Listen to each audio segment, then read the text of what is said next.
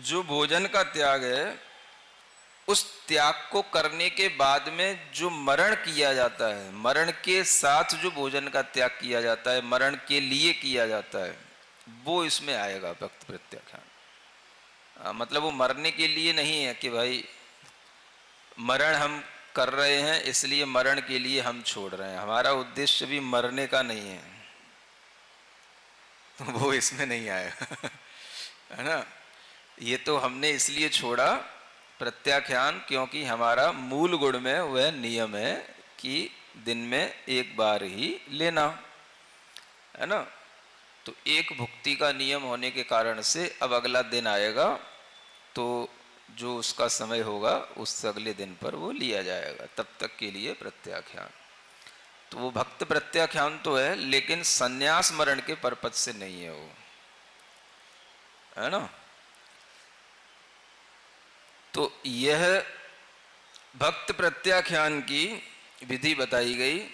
तो ये मध्यम उत्कृष्ट जघन्य विधि यह है, संन्यास मरण के लिए किया जाएगा, वो उसका भाव अलग ही रहेगा, है ना। एक बार एक छुल्लक जी मिले, अभी छुल्लक जी थे है ना? तो उनका यही कहना था, वो 90 साल के हो रहे थे, 90 साल से भी ज्यादा के हो रहे थे, तो वो सल्लेखना व्रत लेने को तैयार नहीं थे। बोले हम रोजाना आहार कर लेते हैं, उसके बाद में हम त्याग कर देते हैं कल तक के लिए। तो आहार के बाद जो हमारा त्याग हो गया, अगर बीच में मरण हो जाएगा तो सल्लेखना ही मरण है, ऐसा उनका सोचना था। तो उनको समझाया कि ऐसे सल्लेखना मरण नहीं होता, है ना।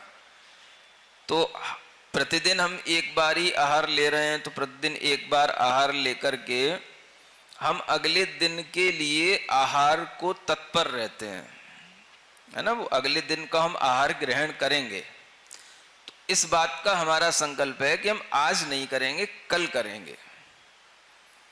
लेकिन जो प्रत्याख्यान संन्यास मरण के लिए लिया जाता है, उसमें यह संकल्प होता है कि हम अब आगे 3 प्रकार का 2 प्रकार का आहार नहीं लेंगे, धीरे धीरे हम वह आहार संन्यास मरण के लिए छोड़ रहे हैं। तो वह संन्यास मरण के लिए जो त्याग होता है उसकी भावना अलग होती है, और ये जो चल रहा है ये अपना प्रतिदिन का एक भुक्ति का पालन करने का ये नियम है, उस कारण से चल रहा है। तो जिन लोगों में ये भाव आता है कि हमने इस तरह से प्रतिदिन का त्याग कर दिया, अचानक से अगर कभी मरण हो गया तो व्रत तो ले ही रखें, तो सल्लेखना मरण हो जाएगा, तो वो सल्लेखना मरण नहीं कहलाएगा। हाँ, शरीर को त्यक्त करने के लिए कहा, छोड़ने। आपने केवल अभी भोजन शरीर के समापन के लिए नहीं छोड़ा है, कल करेंगे इसके लिए आज छोड़ा है ना। तो ये डिफरेंस है। पर्पज अगर अलग है तो आपके लिए फल भी अलग मिलेगा। तो आपका उद्देश्य जो है सल्लेखना का नहीं है, सन्यास का नहीं है। आपका उद्देश्य केवल आज भोजन नहीं करने का है और कल करने का है ना। तो इसलिए जो लोग ऐसा सोचते हैं उनके लिए भी ये गाथाएं उपयोगी हैं कि प्रतिदिन भोजन करके हम अचानक से कुछ हो भी जाएगा तो हमारा मरण सल्लेखना मरण कहलाएगा। ऐसा नहीं होता जब तक कि हम बुद्धिपूर्वक उस शरीर को त्याग न करें। इसलिए इसको यहां त्यक्त के भेद में कहा गया है ना।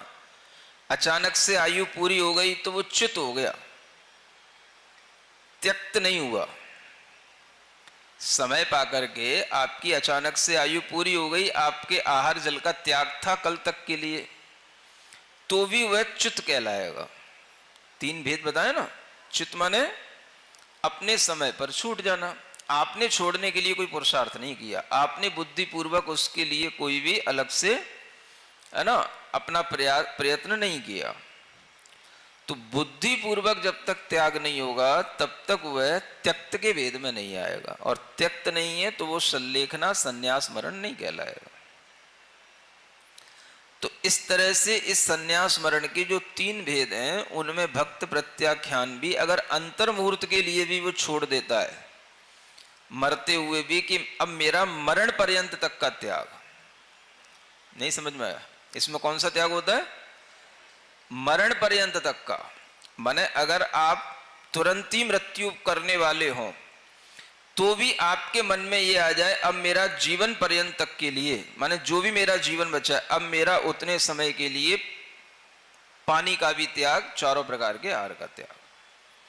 भले ही आप इस प्रकार का त्याग करके अंतर्मुहूर्त जी पाए तो वो आपका सल्लेखना मरण कहलाएगा, अंतर्मुहूर्त का भी वह जघन्य संन्यास विधि कहलाएगी। समझते ना? तो जीवन पर्यंत के लिए छोड़ना अलग चीज होती है और कल के लिए छोड़ना अलग चीज है ना? तो इसमें जीवन पर्यंत के लिए छोड़ा जाता है। वो जीवन भले ही आपका अंतर मुहूर्त का बचे तो भी वो सल्लेखना में आएगा, आपने जीवन पर्यंत के लिए छोड़ दिया। समझ में आया? ये बहुत बड़ी चीज होती है।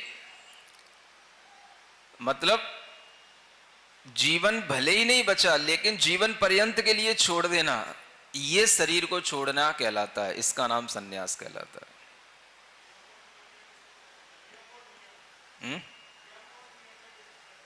नहीं, यम और नियम तो खाने पीने की चीजों के लिए होते हैं, ये तो त्याग करने के लिए है। यम का मतलब ही ये यम सल्लेखना होती है। माने सल्लेखना हमेशा इसी तरह से होती है, जो भी आपने छोड़ा उसको अब आप जीवन पर्यंत तक के लिए छोड़ते जाइए, है ना? तो यही जो है संन्यास कहलाएगा, मरण पर्यंत तक के लिए। अगर अंतर मुहूर्त के लिए भी छोड़ दिया तो भी वो संन्यास कहलाएगा, और अगर आपने 1 घंटे 2 घंटे पहले छोड़ दिया तो वो मध्यम भक्त प्रत्याख्यान संन्यास कहलाएगा। और 12 वर्ष से आप छोड़ते हुए चले आ रहे हैं, निरंतर तप करते हुए घटाते हुए चले आ रहे हैं, तो वो आपकी 12 वर्ष की उत्कृष्ट साधना कहलाएगी, है ना?